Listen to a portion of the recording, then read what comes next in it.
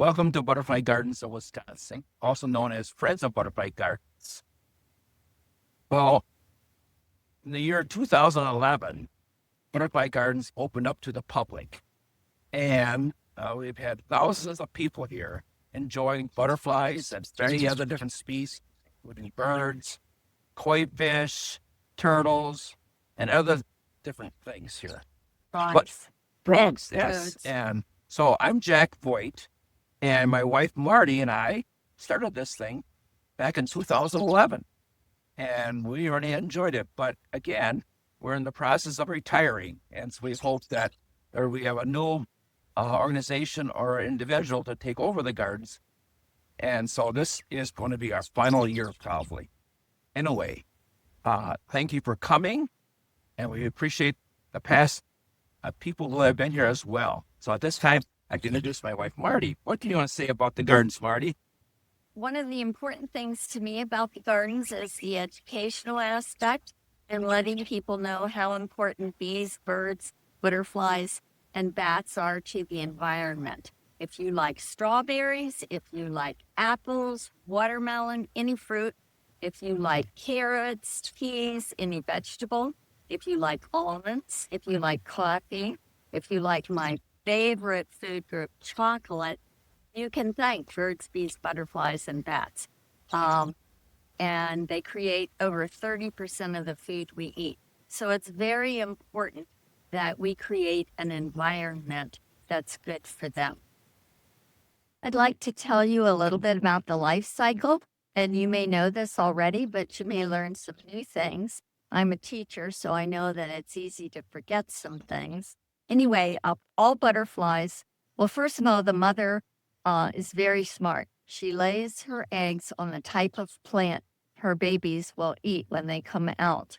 And the female monarch can lay up to 400 eggs, but unfortunately, the survival rate is low. Maybe only about 3 per 100 will survive to adulthood. Butterflies lead a very perilous life, and that's why I said earlier that, when we want to create, we encourage you all to create a good environment for them by planting different types of plants that attract butterflies, both for laying their eggs and for nectaring on when they are adults. Anyway, as I said, they start out as eggs. I don't know if you can see this, but the eggs are very tiny.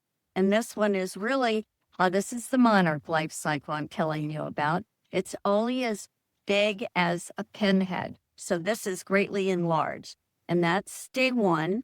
On day 3, the butterfly starts emerging from the egg, and the caterpillar is so tiny you can barely see it. Just fits in between my fingernails here. And then it, like the book, The Hungry, Hungry Caterpillar, it eats and eats and eats. But what it eats are milkweed leaves. And every time it gets to a certain point, it splits its skin so that the caterpillar can come out and grow even larger. And each time that happens, it's called an instar. So the butterfly goes through, and this one is the second instar, the third, the fourth, and then the fifth. And when they get to be, and again, this is greatly enlarged, when they get to be this size, they form a button. They usually try to find the highest place around them, form a silk button from their body, and hang down. And they hang in the shape of a J. From that shape, they can create their chrysalis around their body. And you can see the stages of that. And it usually takes about 8 hours to do that. And this is about day 18. Then it's in its chrysalis shape for a while. I'm going to show you a real one. Oh, I didn't show you a real caterpillar. So we have various caterpillars out here at different times of the year. This one is a, let me put it down.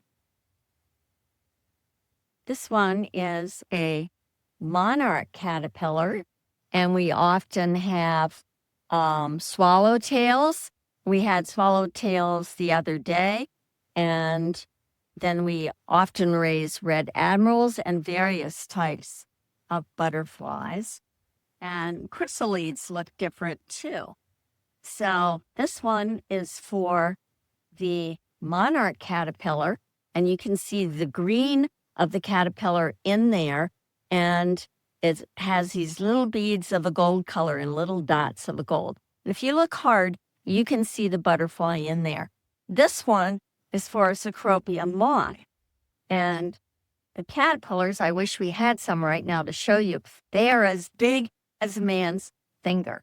And so they form also a very large cocoon. In a butterfly, it's called a chrysalis, and in a moth, it's called a cocoon.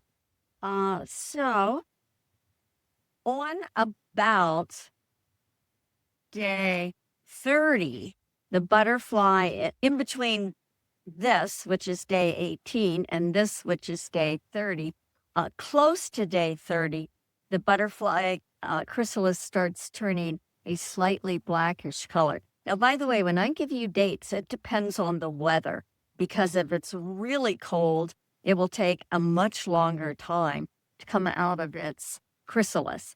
The first year we did this, we had a really cold, wet, rainy summer and June. And the butterflies weren't coming out of their chrysalides. And I was wondering, my gosh, did they die? And it was just that it was too cold for them. They like warm weather to come out into, don't we all? So then you can start seeing the butterfly here. Once it starts coming out, it's really fast. Doesn't take long at all. This is at about 30 seconds from when it started coming out.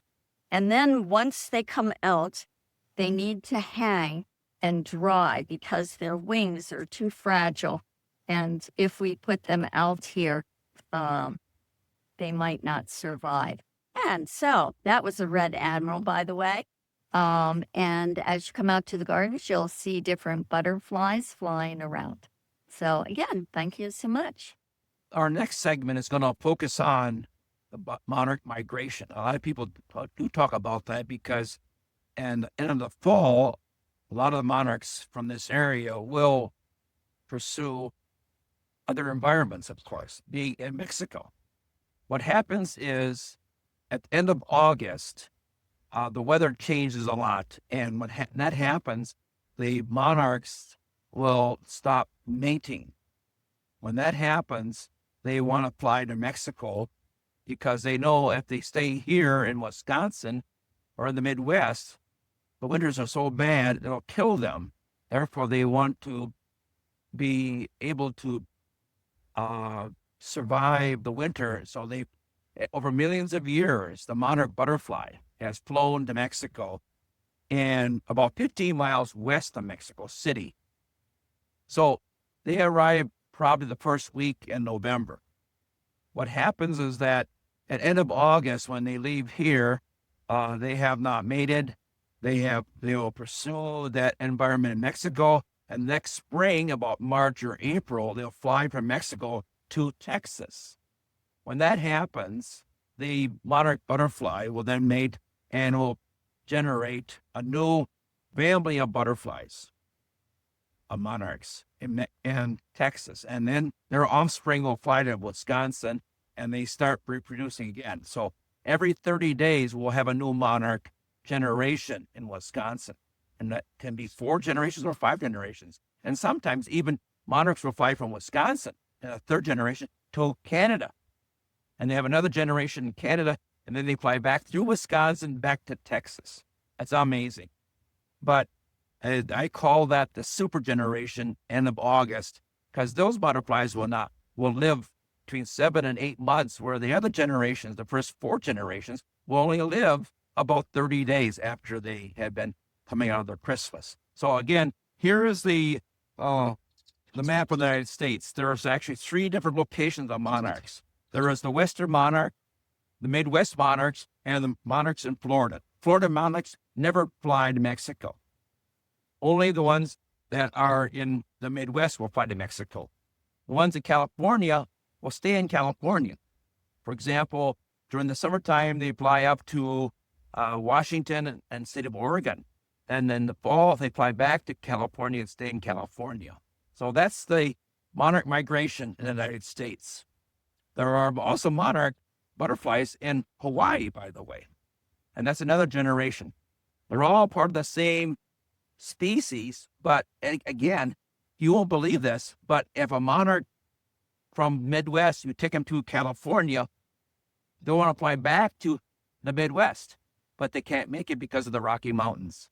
So that's the reason where the entire idea of the monarch migration occurs.